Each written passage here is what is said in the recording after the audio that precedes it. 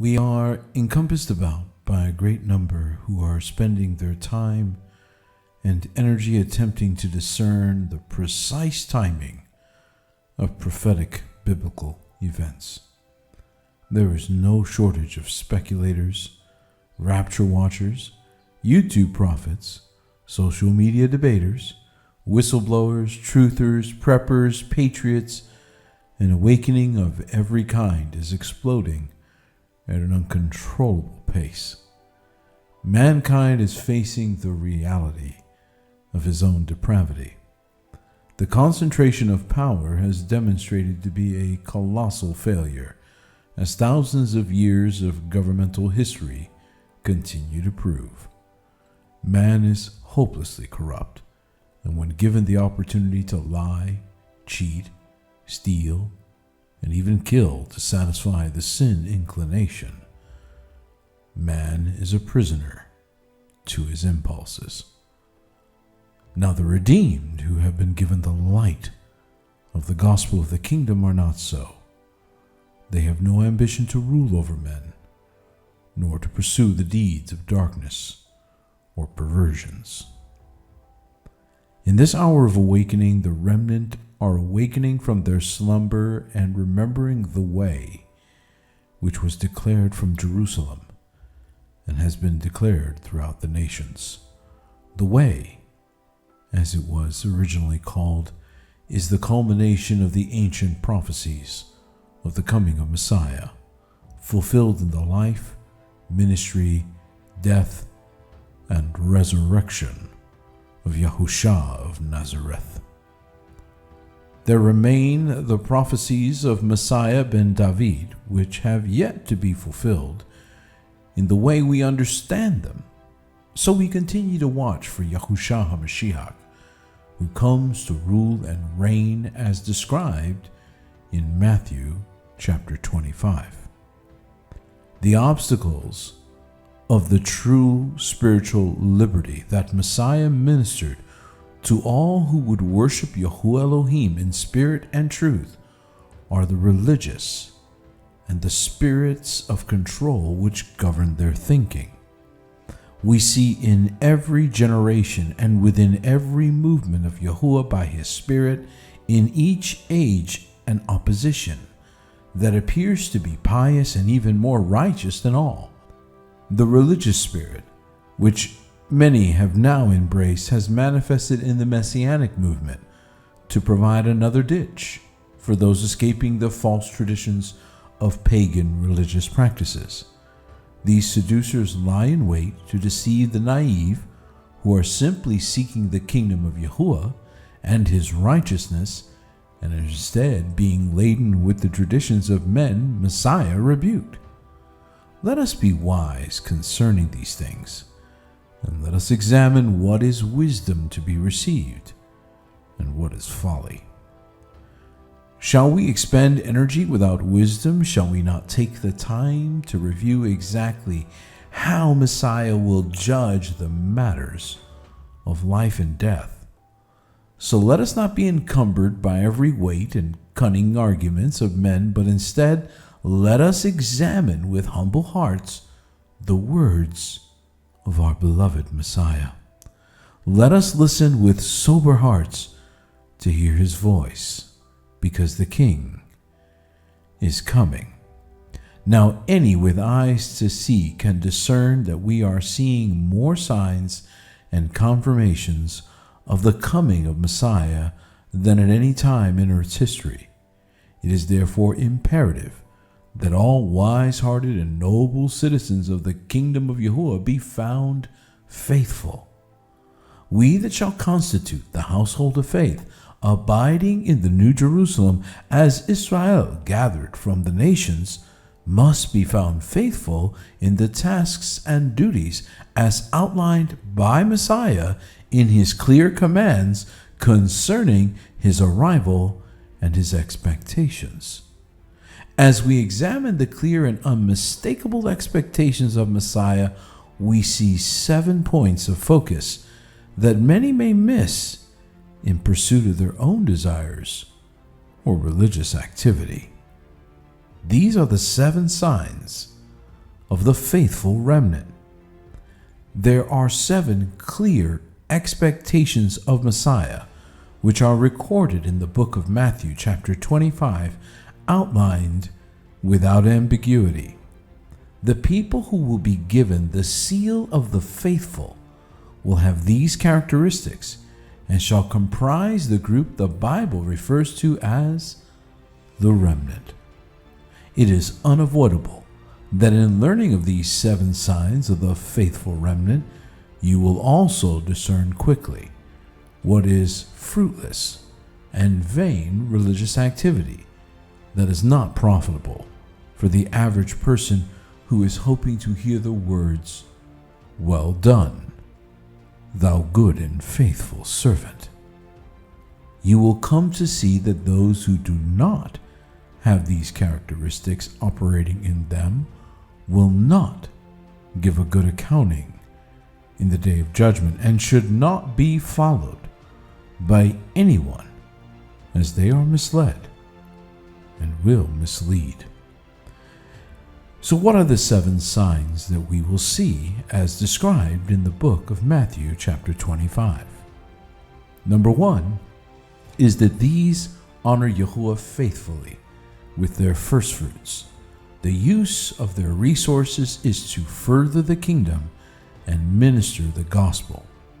It is clear from the parable of the talents outlined in Matthew 25 that Messiah expects his people to behave themselves very differently than the world, so that upon arrival he can reward those who were strong and courageous and did not fall victim to the cares of this world, the deceitfulness of riches, and the lust of other things he warned about. This is a very clear indicator for the remnant that remains consistent over thousands of years and continues to mark a clear distinction between the true and the false disciple of Messiah Yahushua. Messiah leaves no room for debate. He says, "Thou oughtest therefore to have put my money to the exchangers, and that at my coming I should have received mine own with usury." The remnant are they who are rewarded with rewards others were foolish and would not receive. Take therefore the talent from him and give it unto him which hath 10 talents, Messiah said. There are no hesitations in the heart of the remnant because of the generosity of their hearts. They are destined to great abundance in the kingdom. For unto every one that hath shall be given, and he shall have abundance. But from him that hath not shall be taken away even that which he hath. This faithful remnant also minister meat to the people of Yahuwah. Let there be no confusion that while we are all responsible to share our bread and supplies as we see those in need around us, we are even more responsible to minister the gospel of the kingdom.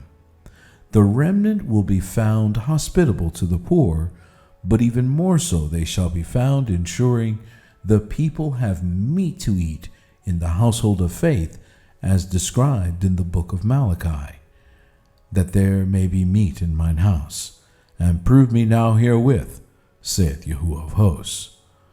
Through the support of the preaching and teaching of the scriptures, the remnant work together in making sure the people are receiving meat in due season.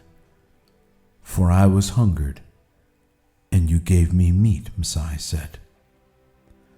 The remnant are also faithfully refreshing, supporting, and strengthening the brethren. The rare people called the remnant who have the first 2 characteristics already described will also be found refreshing, supporting, and strengthening the beloved. This is a continuous manifestation of the gift of the Holy Spirit as a river of living water that provides drink to those who we encounter as we journey through this life. The remnant are they who exhort one another in a spirit of meekness, with humble understanding that these are the days of peril. And as Messiah said, I was thirsty, and you gave me drink.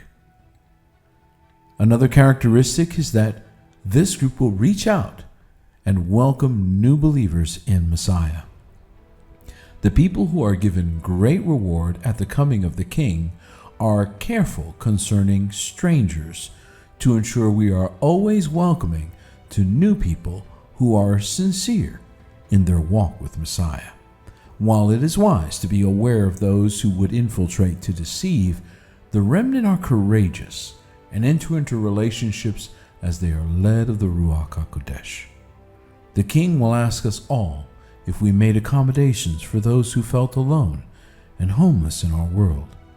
For those who had no family, the remnant become that family and keep the King's word and his heart. For he said, I was a stranger, and you took me in. This group also walks patiently with one another as we all grow together.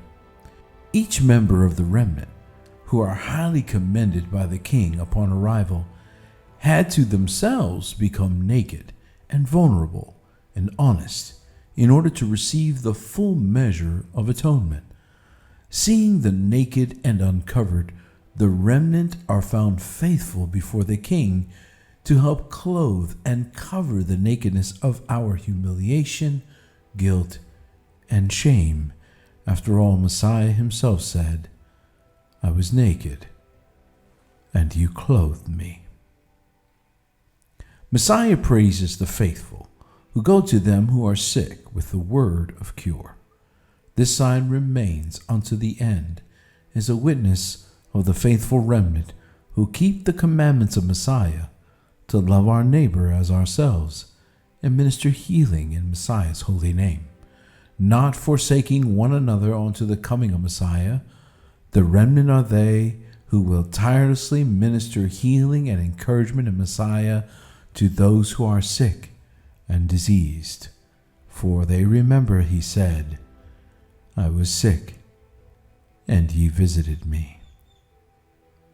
And lastly, the King praises the faithful who do not only seek their own freedom, but the freedom of their brothers and sisters as well. Those who finish well before Messiah did so with careful attention to ensure those who were bound received the encouragement they needed to endure affliction. Carrying the King's heart to the captive, whether physically imprisoned or deceived, is the same work in principle and is a high commandment in the kingdom. Never forgetting the gift of salvation, the remnant remain faithful to minister to them who are bound, for they remember that the King said, I was in prison, and ye came unto me. The remnant finish well before him. As you can see, those commended by the King upon arrival did not receive this commendation and great reward without bearing the fruit we have reviewed. It was not an accident. This kind of love that is expressed by those who receive the King's direct commendation is intentional. This love is not arbitrary or sensual, but comes from a profound depth that cannot be measured except by Messiah himself. Are you one whom Messiah, upon arrival, will say, Well done, thou good and faithful servant, as he recounts your faithfulness? Let us all look honestly at ourselves and ask him to do a work in us to make us the vessel we need to be. Let it be that you are found faithful as you press in faith to honor the King. Let his perfect will be done in your life, and may you finish well before him.